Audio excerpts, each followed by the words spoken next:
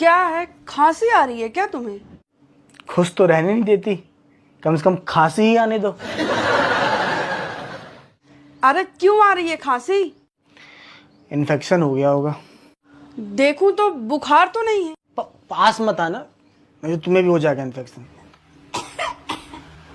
लगता है पड़ोसन को भी हो गया इन्फेक्शन। वाह वाह वाह पास वाह, आने से होता है ना ये। इसको कहते हैं असली कॉमेडी। अरे अरे सुनो तो, कॉमेडी कभी कभी दूर से भी हो जाता है, हवा में भी असली फैलता है ना।